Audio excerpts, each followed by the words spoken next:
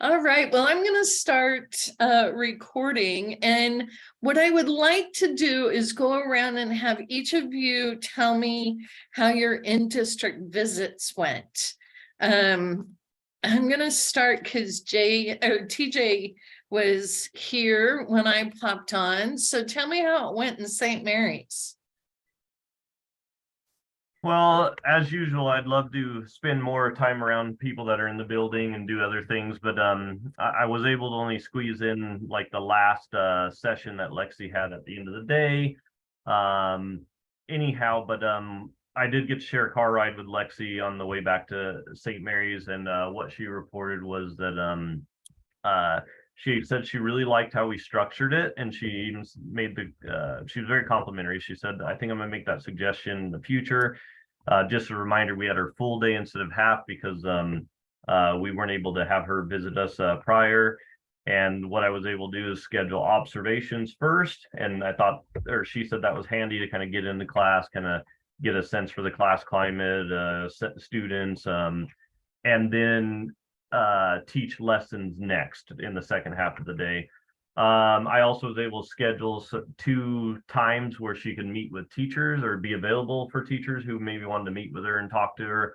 And that seemed to be really popular, as I was able to see the last one where they had, I think, 3 or 4 teachers down there and just having good conversations. And Lexi said things were going well. The one bad thing I did with my schedule is I had kindergartners at the end of the day, and I think they were just a little bit tapped and kind of done. So for her rigor in her lesson. So I guess if I had to do something different, I would try to get the kindergartners and maybe an older grade later. Gotcha. How about you, Sherry? Were you able to meet with Shelby when she was in the district? I was able to meet with her at one of the schools. She'd already been to the first school in the morning, but I was able to be with her at Rupert Elementary, and they enjoyed having her. She always has great insight and very, very valuable. Anyway, the teachers that she worked with appreciated her being there. Fabulous. How about Michelle? How did your in-district visit go? I believe Shelby was in your building.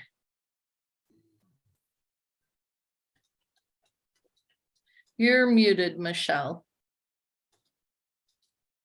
Sorry, it went really good. She met with all of our teachers. We did a teaming day with her to kind of give some insight on SPED and what we can do to help our special education students. And kind of just gave my teachers a voice, somebody like a sounding board. We don't do a whole lot of SPED referrals for kindergarten, first grade, because they don't know what they don't know yet. So it wasn't mandatory for kindergarten and first grade teachers to come to the meeting, but they all did just because they wanted to know what was going on. So we just talked about the SPED process and what we could do more with special education students and how our schedule is. Right now, our special education program is every kid gets tier 1 instruction. And we've really been working on tier 1 instruction, and we have revamped tier 1 and tier 2. And so now our next step is going to start tier 3, and we're seeing really good progress. Nice. Nice. What about you, Bridget? Do you want to share how your in-district visit went? Just give me 1 second, guys. I've got a student in here. I'll be right back. Well, let's move on. Jennifer, do you want to share anything about the St. Mary's visit? I probably won't share as in depth as Bridget, but I was able to attend the end of the day meeting at Hebron Elementary when Lexi was just debriefing. I think it went really well. It was cool because Lexi, having taught so many different lessons at different grade levels within our new curriculum, really found some holes. Oh, there's Bridget. I won't speak for you too much, Bridget. No, you're good. We did find some holes in the curriculum, and through discussion from her insights and through conversations with grade level teams, we found some holes in our tier 1 instruction that are going to be super important for us to fill. So we're working on that, and it's been really good. 1 second, let me see if I can mute Brian. Sorry. You're good. Thanks. All right, Bridget, continue, please. So anyway, we found some holes in our tier 1 instruction, specifically with blending and fluency progress monitoring. And a lot of that was directly related to the visit and the conversations we had. We have videos of Lexi demonstrating that we're sharing, and we shared all of her suggestions with different groups. And it's been just rich conversation around her suggestions and how we might implement things. But the discovery of some of those holes and the conversations on how to fix them have been hugely important. Nice, nice. Can I just add something onto that, Shannon? Please. We're finding it really interesting, and I'm just within this last week seeing a correlation between what Lexi saw in buildings and like need some more fluency progress monitoring done in a different, better way. And it's we've had older students being referred for special education evaluations like 4th, 5th grade, and we're finding their whole to be fluency, not qualifying them for special education. We're not seeing a learning disability in any way or other something that would qualify them, but that's where their weakness is. So anyway, just some interesting correlations. Interesting. And did you get some time to brainstorm how you might address that? We're just in that process. Well, let me know if you need thought partners, and Okay, we'll do what we can to support that. awesome. Thanks. Yeah. Melanie, Brian, how did sugar go? It went very well. We had Lexi for a half day at our building, and we serve students third through 5th grade. So it was wonderful to see how we can better to meet the needs of our students that are a little bit older. So we had Lexi model a decoding lesson in our 5th grade, and we had all the teachers there to watch it. And then similar to what Jennifer and Bridget did, we actually did a curriculum dive to see how our curriculum was meeting the needs of the students. And then we took the data from all of our assessments and then we used the curriculum to see, you know, maybe what we need to take out, what we need to focus on, and just similar to that, we found fluency to be one of the greatest issues. And after, so we had each grade do a curriculum dive with Lexi and see how we could really improve our strategies to teach students. And then at the end of the day, we did an MTSS meeting with her where we pulled all of our data, and Lexi's just phenomenal at seeing the holes. And she, you know, we're struggling with students and she can look at it instantly and say, oh, well, here's what you need to do to help this student. And it was really interesting with these older students going back, and we're going to have to use the past assessment to find some of those phonological gaps that we actually weren't aware of. And just like what you said, they're struggling. And so your first thought is, oh, we need to start qualifying special education, but there really isn't a learning disability. It's just a gap in their instruction. And so it was really, it's just pulled up some great discussion and actually given us kind of a spark again, like we can help these students, we can do this. So it's been fun to see these students and actually have some strategies that we can use to help. It was a wonderful visit. Nice, nice. Brian, did you want to add anything? I would just add that there was a similar process at Central, and again, just being able to not only validate the good things, but then to be able to problem solve through some of those challenges has been very helpful. And so, yeah, it was a great, another great day. It was very well received, greatly appreciated, and it really is because we have done this for a couple of years now, people look forward to having those visits, which I think is a huge success for not only us as a district, but as a program in general, because I do think that there can be some change or some concern or nervousness about having someone else come into someone else's domain as what can be perceived as an evaluation tool, where this is not an evaluation tool, it's an observation of on-site embedded professional development. So it's been very well appreciated. Thank you. Yeah, I think the more Lexi and Shelby are in buildings, the staff see them as colleagues and friends and are very open to hearing their suggestions and observations. Thank you very much for that update. I'm going to share my screen if you're good with that. I had to change our calendar for next year, and I'm going to pull it up. 2 years in a row, we have had snow days in Eastern Idaho when Lexi and Shelby have come over, and it's quite a anyhow, it really has been a challenge for us to meet everybody's needs when weather gets in the way. So the request was made to look at the spring visits. And so I sent this out with the agenda.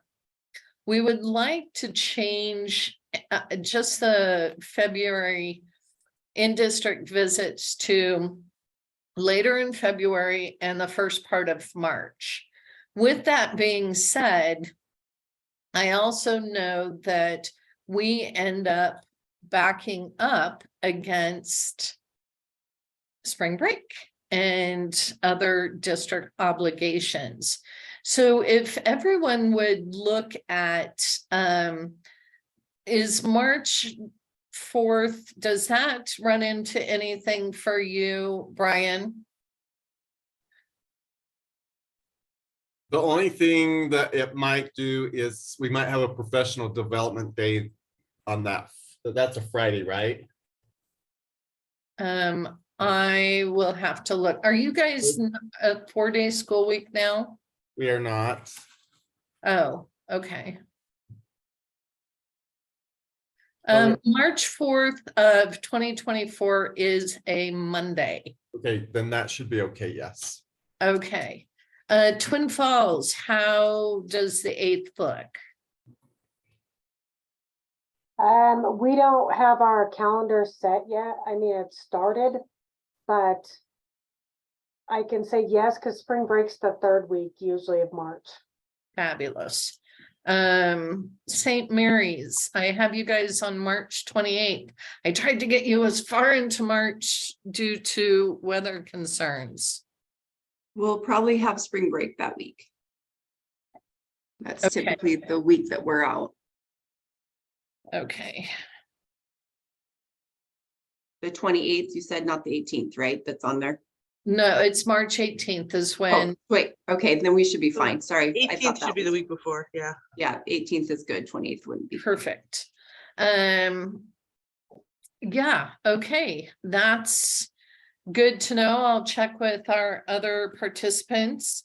The other thing that I was asked in this calendar is the collaboration calls will still be in September. We don't do October because we're in the building. November, December is recorded because of the coaching training. January in building, February, March, and April. We were asked to add a 30-minute coaching call after that hour-long instructional call. This will be an additional 30 minutes for the coaches. Lexi and Shelby both felt that providing that additional time to let coaches ask questions, to provide some targeted coaching, technical assistance or professional development, whatever the case may be, would benefit the coaches. So when you're looking at your staff's responsibilities for next year, just know that we are adding a 30-minute to the collaboration calls after it's over for just the coaches. And then everything else pretty much has stayed the same, with the exception, I'm going to come down here.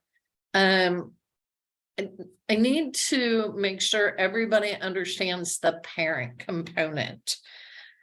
In the Cultivating Readers, we really value the voice of the parent, and school districts identify a parent to be on their leadership team for 2 years.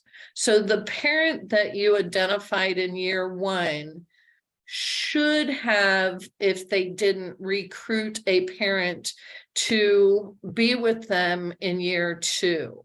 You are all moving into year 3, so you would want to identify a new parent to partner with the second parent and let the first parent roll off.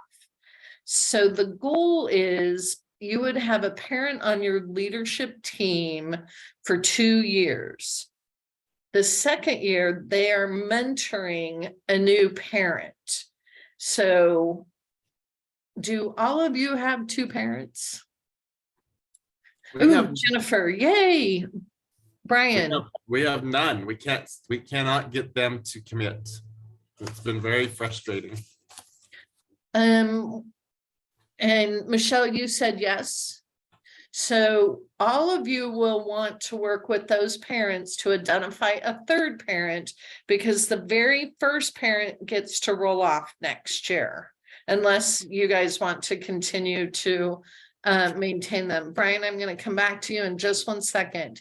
What we're going to do is bring those new parents that have not had serving on groups to Boise on August 2nd. We will pay all expenses. We'll do whatever we need to do to get the new parents to Boise on August 2nd for that serving on groups training. Then in years, we will be doing the MTSSR regionally. So we'll be up in Coeur d'Alene, Post Falls area the second week in August, and then we'll be at the Nampa Civic Center and in Idaho Falls. So what we're trying to do is get those parents trained on serving on groups before they attend the MTSSR leadership training with your bigger group. So we're hoping to front load them with some knowledge so they can be an active participant on the leadership team when we do that training regionally. Questions on adding a parent and our thought process around getting them trained? Shannon, are you providing them with this information, or are we? Well, if you identify a parent and say, here's our parent contact, we will reach out and talk to the parents and send them all the information and how we're going to support them. However, the reimbursement comes through the GRA, like Kaylee does everything else. So understand we'll need to be in collaboration with you so they know how to submit for reimbursement. Okay. Michelle, were you going to ask something? Okay, Brian, I would like to schedule a time with you and Melanie to maybe problem solve how we can attract parents, how we can get in front of your PTA, PTO, how we might have a conversation. Idaho Parents Unlimited has created a flyer. Can I send that to you and send it out? Let's start with that flyer. That'd be helpful, I think. Okay.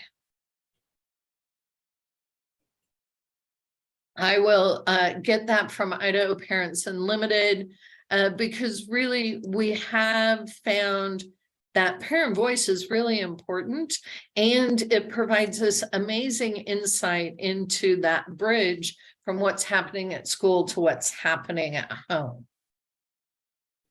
Remind me, Shannon, do the parents need to have a student with disabilities or not? It's preferred, but it's not required. Okay, that's helpful too. You can always, if we made that mandatory, I don't know that we would always have a parent, but it is preferred because we really do want those struggling readers parents of struggling readers to give us their input on how to best engage their child. Right. Yeah. So Brian, kind of fun. One of the school districts, and maybe it was St. Mary's, did a karaoke night where the students went from room to room based on their grade level and ability to read, and had karaoke night where they read the words, they danced, they sang, super engaged. It was a parent idea. Was that you, Bridget? Am I stealing what St. Mary's did? Okay, we have 22 districts, and so I sometimes forget who shares what, but I thought, how super fun would that be as a reading night, a family reading night, to do karaoke and dancing, and it can be nursery rhymes for the younger kids, and a little bit more complex songs once you get up to higher grades. But they said it was a huge success. One of the things that I do like about that is it helps the kids realize that reading is not a subject, but it's a life activity, a life skill. Yes. Anyhow, so that's the one thing I love about the parent group, is they share all of these fun. So another idea on the parent piece that one of the schools is doing this week actually is students were writing it wasn't a book review. It was, I want you to read this book and here is why. And so students were writing, it's like on the back of a book where it says, this is what's so hot and why I wanted to read this book. This was the interesting pieces. And then they posted them on the walls so other students could see what other students were reading and why they found it interesting, to see if they could make some connections around similar interest in a book they might not pick up in the future. So anyhow, I love connecting kids to books, and the parents have been coming up with some super creative ways in how to do that. So any questions? I attached this calendar, so you guys have it. Is there any questions on next year's calendar of activities that I can offer right now? Okay. The next thing I need to know is we offered dyslexia training to meet the legislative requirement for the training, and we're running it again April 3rd and 5th and April 8th. I need to know if, I know Sugar Salem did their stuff. They're all taken care of, if I understand correctly. Is that right, Brian? You guys are done? That's my understanding. Okay. St. Mary's, where are you guys at regarding, do you have teachers that still need to get the dyslexia training? For sure.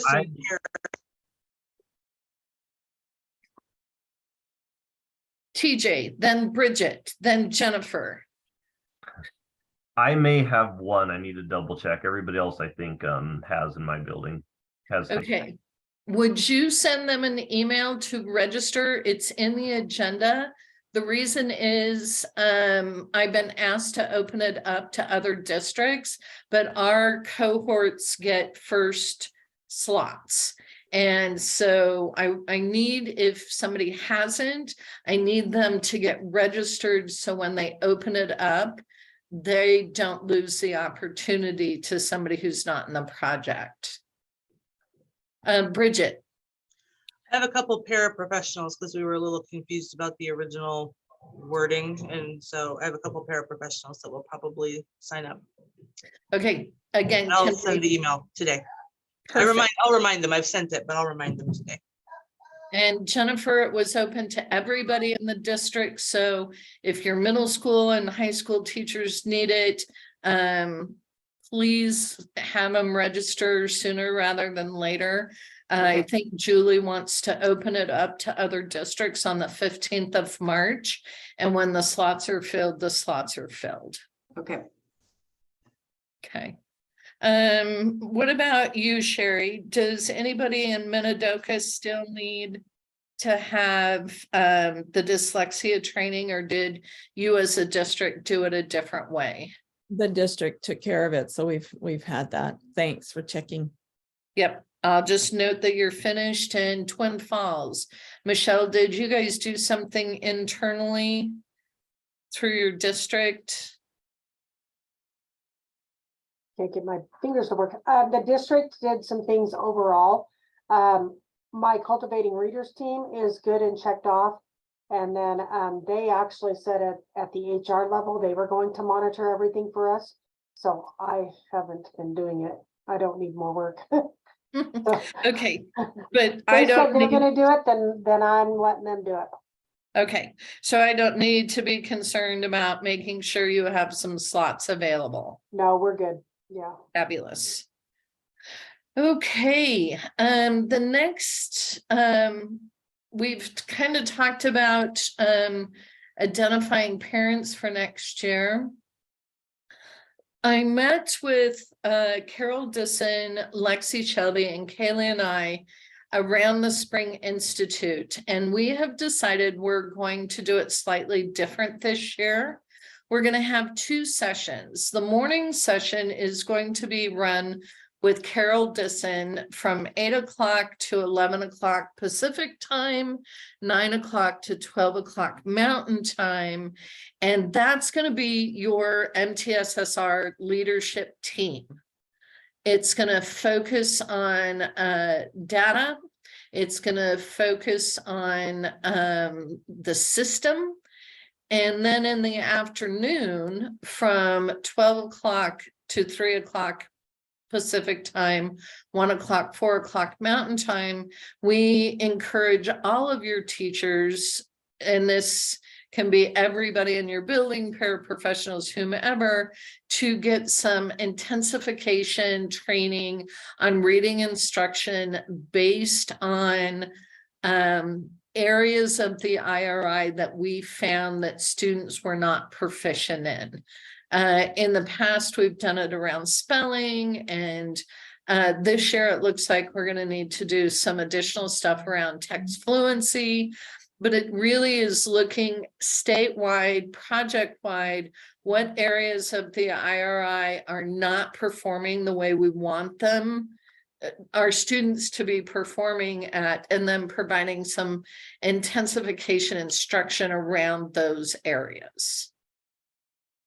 And because it's virtual, it's open to more than just the teachers that are on the MTSSR leadership team. It can be all or part of your instructional staff. Shannon, is there funding to pay for whatever instructional staff chooses to come, or is this just a volunteer? Well, it's the money that Kaylee has put aside for you. If there's money left in that budget, you can utilize it. You had sub-budget times. Some districts have applied for the mini grant funds to cover some of these off-contract activities. If you haven't applied for the mini grant, you could apply for that and get $2,500 to assist. I know, Jennifer, you've used mini grant funds. I do not believe Minidoka has Sugar or Twin, but I could be wrong. But money's been set aside.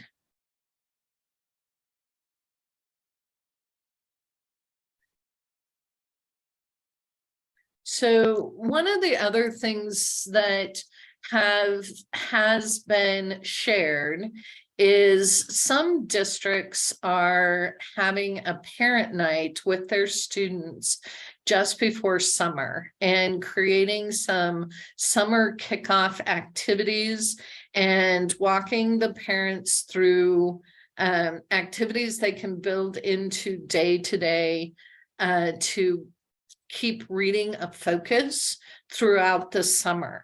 And not because I think these guys are amazing. I shared with the group that was doing this, the National Center on Improving Literacy's website to gather both parent and student information. Are you all familiar with the National Center for Improving Literacy? Jennifer, Sherry, yeah. What we're suggesting, if you like the idea of a summer kickoff where you're going to meet with your parents and potentially provide some guidance, is look at some of the material that they have on this website. They have the whole resource repository where you can look under parents and students, and let's just pick beginning readers. And then there's 119 different resources that you can share. Sometimes that can be resource overload, but if you look at the icons along the bottom, it'll tell you this is a handbook. This here is an informational sheet. So you might want to go through and pick a few things on what might be beneficial to share with your parents. There's also activities that this is an activity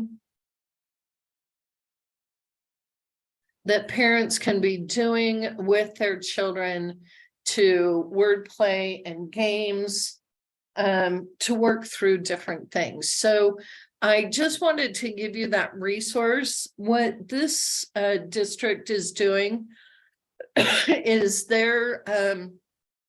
it's not necessarily worksheets, but it's activities that the parents can do with their child when they're driving in the car.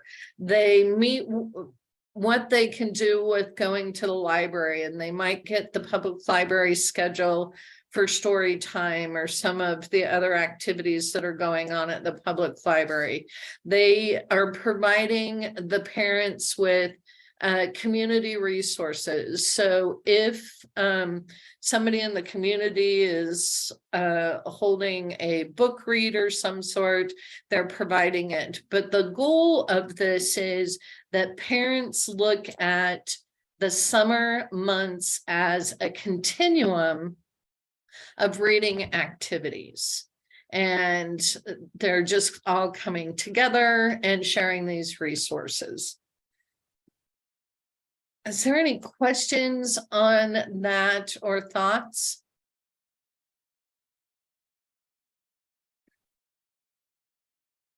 And if you're not familiar, Idaho has been very fortunate to be part of the National, excuse me, Center for Improving Literacy and creating some parent videos. Excuse me. And those have are housed here as well. And let me see if I can find.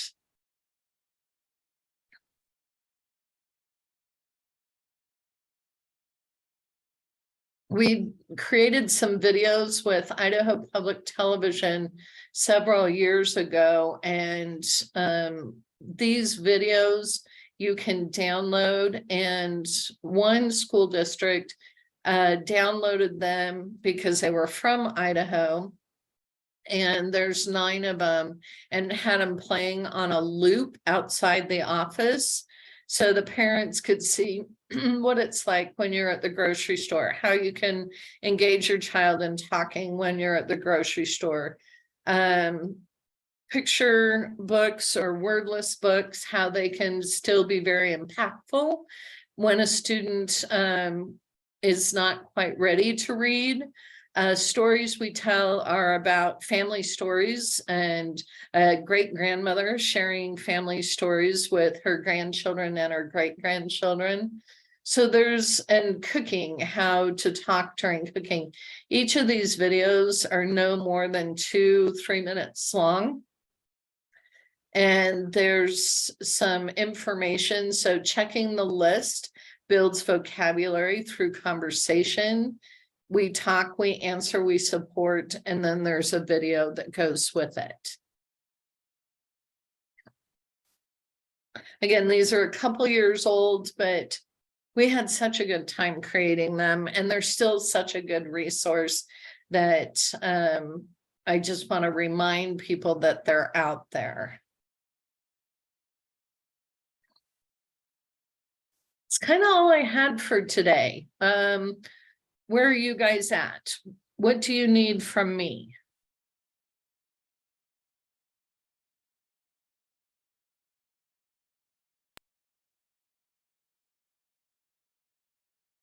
I think we're good. Bridget, TJ, are we good? We're doing really good. We're in the middle of state testing today, so it's just we're trying to see how scores are going to grow and things like that. So we redo our ISEP test every month, and it's the first day of the month. So, but we're doing really good, and I like what's going to happen on to next year. Hopefully, it all works out. Nice. And your teachers are videotaping instruction and meeting with your coaches, and that's going smooth? Mm-hmm. Okay. I also want to offer some buildings have had some questions about teaming. And I know, Michelle, I have met with your team before, but I am more than happy if you guys have a need for me to attend a meeting, to be a thought partner with you, to create some resources. Understand I am a resource to you. I am more than happy to attend virtually one of your leadership team meetings, or just meet with you individually if there's certain things that you need specific to helping your team. I know Bridget asked for some material early in January. How do we get, rejuvenated? And it was great. It was awesome. So again, I don't know what you need unless you tell me. And honestly, you guys, I asked Shannon for the information and I had it within like an hour, and it was what I needed to really put together a compelling presentation. It was super helpful. Shannon, can we collaborate on a sunny beach in Southern California? If you could make that happen by the end of the day today, I'd be happy to take the rest of the week off. Okay, so I'm going to tell a funny personal story. My daughter, my grandson just turned 2, and so she got plane tickets to go to sunny California to be on a beach, because every 2-year-old needs to be on a beach for their birthday. Yeah, it was snowing in Los Angeles, and she had to cancel her trip. She was like, of course, it's snowing in Los Angeles. It never snows in Los Angeles. So, Michelle, we need to make sure if we're going to meet someplace, it's someplace that the chance of snow is not like 1 in 100 years. Fiji. I don't know that Fiji's ever had snow. Well, with that being said, I appreciate everybody's time. On a different note, Kaylee had a baby girl on Thursday, 2/23/23. Her name is Coco Joan, and Coco Joan was 7 pounds 2 ounces, and mama and baby are doing well. Super excited for her. Send her our love. That's amazing. Yeah, she had laughed because she was ready and I said, well, you're gonna have it on 2/23/23 because that's a magical day. And that morning she goes, how'd you know I'm in labor? So lucky day for her. I had one question and tell her congratulations. Occasionally I have questions about cultivating readers, and sometimes I talk to Bridget, Jen, and early on in the process, you were always my go-to person. And so I'm wondering, is there a hierarchy or a pyramid of people we're supposed to ask first? I know I've asked Lexi things, I've asked, I think, Kaylee things, and then yourself. Any guidance there on who my go-to person or mentor is for that? Currently, TJ, Kaylee's on maternity and she's gonna ignore you until probably May. So I would come to me first. There is no hierarchy. We are all a team here to serve you. If you think of things in buckets, I understand and do a lot of the systems work and the coordination of implementing the whole project. Kaylee does a lot of the newsletters and financial and evaluation pieces, and Lexi and Shelby are our instructional coaches and experts. So if you think of, I have an instructional question, you can always ask me, but if it's nuanced, I'm going to send the question to Lexi and Shelby because they're the experts. Oftentimes, if you ask me a fiscal question or Jennifer says we need money, I'm going to go to Kaylee right now, Lisa, because they are the holder of the money knowledge. Did that help? Okay. All right. With that being said, just wanting to make sure teachers continue to upload videos, meet with their coaches, call if you, or email if you have questions. Our next meeting is going to be April 5th. And with that, you get 15 minutes back into your morning. So let me know if you need anything. Thanks, Shannon. Have a good one. Thanks, Shannon.